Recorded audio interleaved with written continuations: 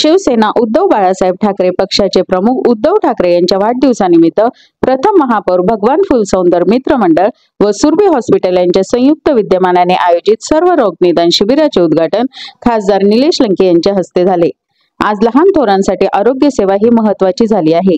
आरोग्य अबाधित असेल तर सर्व काही अलबेल असते, परंतु सध्याच्या आरोग्यावरील खर्च सर्वसामान्यांच्या आवाक्याच्या बाहेर जात आहे। अशा परिस्थितीत मोफत आरोग्य सेवा मिळाल्यास त्याचा मोठा आधार ठरतो। कोरोना काळात मी व सहकाऱ्यांनी केलेले काम सर्वांना परिचित आहे। त्या माध्यमातून मला रुग्णांची मोठी दुवा मला मिळाली। हेच कार्य भगवान फुलसौंदर नगर मध्ये करत असून आरोग्य शिबिरे, योग, प्राणायाम या माध्यमातून नागरिकांचे आरोग्य अबाधित राखत आहेत। त्याचबरोबर त्यांनी नगर मध्ये सरकारी मेडिकल कॉलेज व्हावी अशी अपेक्षा व्यक्त केली होती। त्या संदर्भात आपण केंद्रीय आरोग्य मंत्रालयाशी अधिवेशन काळात संपर्क केला आहे। त्यामुळे पुढील काळात नगरमध्ये सरकारी मेडिकल कॉलेज सुरू करण्यासाठी प्रयत्नशील आहोत। आजच्या शिबिराच्या माध्यमातून सर्वसामान्यांवर उपचार होणार आहेत, ही मोठी गोष्ट आहे। शिवसेना पक्षप्रमुख उद्धवजी ठाकरे यांच्या वाढदिवसानिमित्त राबविण्यात आलेला हा उपक्रम कौतुकास्पद असाच आहे। अशा उपक्रमांची समाजाला गरज आहे। नगर शहरातील प्रत्येक चांगल्या कार्यासाठी आपले कायम योगदान राहील, असे प्रतिपादन खासदार निलेश लंके यांनी केले। आज या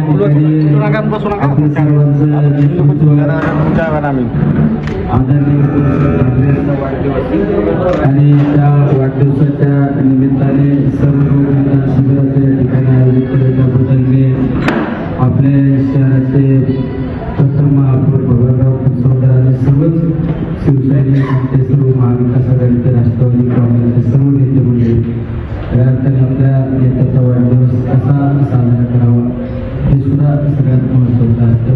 की तो समाजासाठी त्याचा काहीतरी फायदा झाला पाहिजे ही गोष्ट महत्त्वाची असते। तर आपल्या नेतृत्वाच्याच पावलावर ठेवून भगवानरावांनी अतिशय चांगला उपक्रम केला। त्या कार्यक्रमासाठी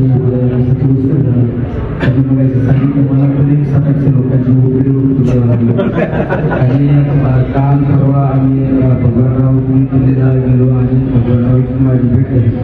त्यांनी मला त्या ठिकाणी सांगितलं की आपण आपल्या नगर शहरामध्ये आणि नगर जिल्ह्यामध्ये मेडिकल कॉलेजसाठी प्रयत्न करायला पाहिजे। बरोबर आहे ना? सकाळ सकाळची गाडी मी लगेच त्यांना म्हणलं चला गाडीचा वापर आणि आम्ही त्या आरोग्य मंत्र्याकडे स्वास्थ्य मंत्री ना तिकडे भाषा वेगळी नाही, त्याच्यामुळे मला काही विश्वास नाही। स्वास्थ्य मंत्र्याकडे आम्ही नड्डा साहेब जगन नड्डा साहेबांकडे आम्ही लगेच गेलो। आम्ही 5-2 तास बसतो म्हणून चला आता तुम्ही विषय घेतलाय तुमचं हाताने पत्र देऊ म्हणलं। योगायोगासोबत मंत्री भेटल्यानंतर आम्ही ऑफिसला पत्र देऊन आले। चला निगड शहरात तुम्ही होते ना गार तेवढी गार तुमचे सुद्धा त्या ठिकाणी शेवट आपल्या शहरासाठी आपल्या जिल्ह्यासाठी काहीतरी करायला पाहिजे महत्त्वाचे असते। अतिशय चांगला उपक्रम या ठिकाणी करा त्याबद्दल पुन्हा एकदा सर्वांना धन्यवाद देतो। आणि आपल्याला आता उद्धव साहेब जरी हजर नसतील तरी मी परमेश्वराला आई तुळजा भवानीला आणि पांडुरंगाला प्रार्थना की आपल्या या नेतृत्वाला उदंड आयुष्य निरोगी आयुष्य ही या ठिकाणी सर्व शिवसेनेचे नेते आदर्श मुख्यमंत्री माननीय उद्धवजी ठाकरे यांच्या जन्मदिवसानिमित्त आज नगर शहर शिवसेना आणि भगवान फुलसौंदर मित्र मंडळातर्फे या ठिकाणी आरोग्य शिबिर आयोजित केलेले।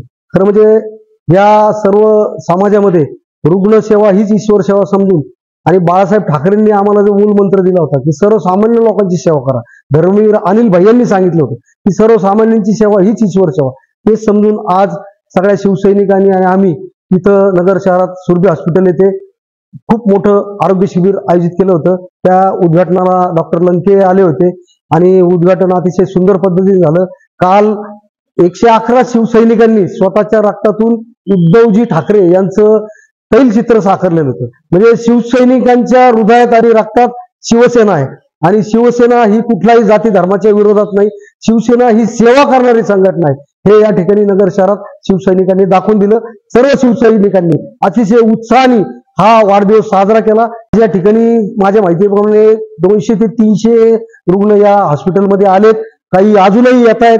कालचे धरून फोनवर फोन येत होते, हृदयरोग असेल, त्याचप्रमाणे मेंदू विकार असतील, मूत्ररोग असतील, सर्व विकारावर या ठिकाणी आमचे सुरभीचे संचालक अनिरुद्धजी देवचक्के यांनी आयोजन केलं होतं. सर्व गोरगरीब लोकांना मोफत रुग्ण तपासणी केली, त्याच्यावर उपचारही मोफत केलेले. भगवान परिवारातर्फे आज या ठिकाणी सर्व रोग निदान शिबिर आयोजित केलेले आहे. या शिबिरानिमित्त सर्व उपस्थित नगरसेवक, सर्व शिवसैनिक हे याचा लाभ घेणारे ते सर्व लाभार्थी या ठिकाणी प्रथम मी सुरभी हॉस्पिटलच्या सर्व टीमचे अनिरुद्ध देवचक्के व सर्व टीमचे अभिनंदन करतो, आभार मानतो की त्यांनी या ठिकाणी ही जागा उपलब्ध करून दिली, त्याबद्दल मनापासून शिवसेनेतर्फे त्यांचे मी आभार मानतो. या ठिकाणी जो चांगला उपक्रम या ठिकाणी त्यांनी राबवलेला आहे आणि देवचक्के त्यांनी एवढीच विनंती करत देवचक्के की आपण एवढी जागरूकता याच्या रोगासंदर्भात दाखवली. देवचक्के साहेब आमची मागणी अशी की जेवढी आपण जागरूकता दाखवली रोगांच्या बाबतीत, तर योजना ज्या आहेत आज गरिबांपर्यंत शासन योजना जरी देतो, आरोग्य जन योजना, आयुष्यमान भारत योजना, ही सर्वसामान्यांना त्याचं ज्ञान नसतं.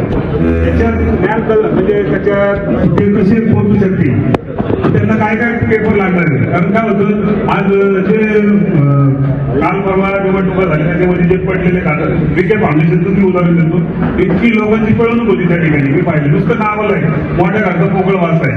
तर आमचं म्हणणं एवढं आहे की तुम्ही सर्व तळागाळातल्या लोकांना या योजनेची माहिती मिळाली पाहिजे आणि त्यांना त्याचा लाभ मिळाला पाहिजे. ते खऱ्या अर्थाने तुम्ही सेवा डॉक्टरकडे आज पाहायचं, म्हणजे पूर्वी डॉक्टर म्हणजे देवाचं दुसरं रूप म्हणून पाहायला जायचं, आज पण पाहत आहे लोक तेवढे 2-5 टक्के सोडले काही राजकीय लोकांसारखे, तर सगळे डॉक्टर अजून पण चांगली प्रामाणिक सेवा देतात. पण माझं म्हणणं एवढं आहे की जेव्हा आम्ही प्रॅक्टिकल जीवनात काम करत असताना, राजकीय जीवनात काम करत असताना आम्हाला या गोष्टीची प्रकर्षाने जाणीव होती की लोकांना त्या योजनेची माहिती नसते आणि त्याच्यामुळे त्यांना फरफडत जावं लागतं. म्हणजे त्या ठिकाणचा स्टाफ असो किंवा वेगवेगळ्या गोष्टी आहेत. तर मी आता या ठिकाणी आज खासदार नाही, त्यांना पण या ठिकाणी विनंती करणार आहे की आपण ज्यावेळेस शेतकऱ्यांचं आंदोलन घेतलं, पोलिसांच्या विरोधात आंदोलन घेतलं, कलेक्टर ऑफिसच्या विरोधात आंदोलन घेतलं, त्यावेळेस त्यांना विनंती करणार आहे की सिव्हिल हॉस्पिटलच्या विरोधात आंदोलन घ्या, जेणेकरून की आपल्याला तिथं मशिनरी, एवढं मोठं हॉस्पिटल आहे आपल्या नगरच्या शहरामध्ये, तर तिथं सुविधा मिळायला पाहिजे गरिबांना. नाही तर तिथं आहे ना महानगरपालिकेच्या दुसऱ्याचं जे काय असतं फ्रॉड, त्याच्यापेक्षा बाहेर परिस्थिती त्या सिव्हिलची.